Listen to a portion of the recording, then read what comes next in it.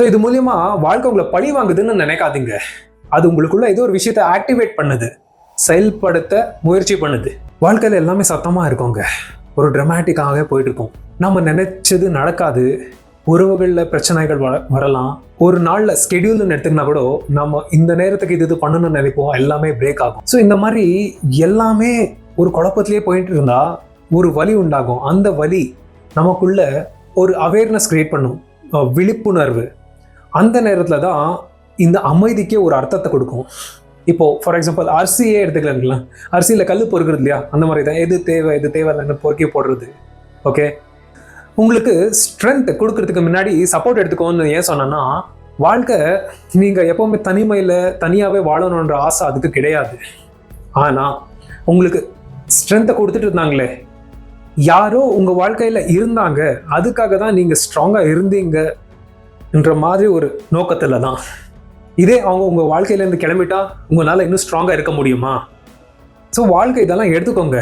எதெல்லாம் நீங்கள் ஜெயிக்கிறப்போ மச்சான் இது கரெக்டு, ரைட்டு நீ செய் இன்னும் சொல்கிறவங்களாகட்டும், இல்லைனா நீங்கள் விழுந்தப்போ மச்சான் உன்னால் முடியும் எழுந்துக்கூடா என்று மோட்டிவேட் பண்ணுறவங்களாகட்டும், சிம்பிளாக ஒரு எமோஷனல் பேக்கப்னு சொல்லலாமே. உங்களை சுமக்கிறவங்க இவங்க எல்லாரையும் எடுத்துனுட்டா உங்களால் நீங்களா இப்போ இருக்கிற மாதிரி இருக்க முடியுமா என்று டெஸ்ட் பண்ணதான். அப்போ உங்களுடைய முதுகெலும்பு உறுதியாகும் இல்லையாங்க. பாருங்க, வீடு கட்டுறப்ப கூட பம்பெல்லாம் வச்சுதான் ரூஃப் எல்லாம் போடுவாங்க இல்லையா, அது உறுதியாகிற வரைக்கும் தான்.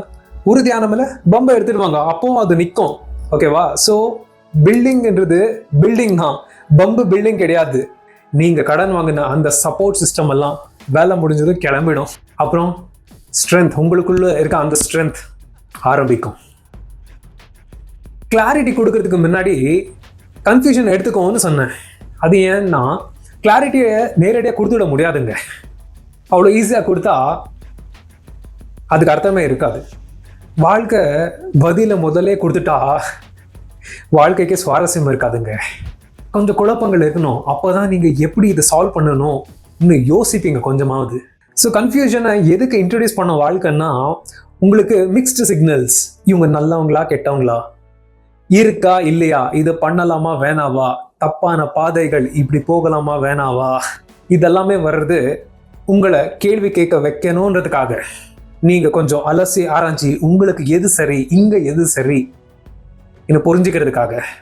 நீங்கள் எடுக்கிற முடிவு எல்லாம் சரியாக இருக்கணுன்றதுக்காக. அதுக்கப்புறம் தான் நீங்கள் எடுக்கிற முடிவே கரெக்டுன்னு உங்களுக்கே தெரியும்.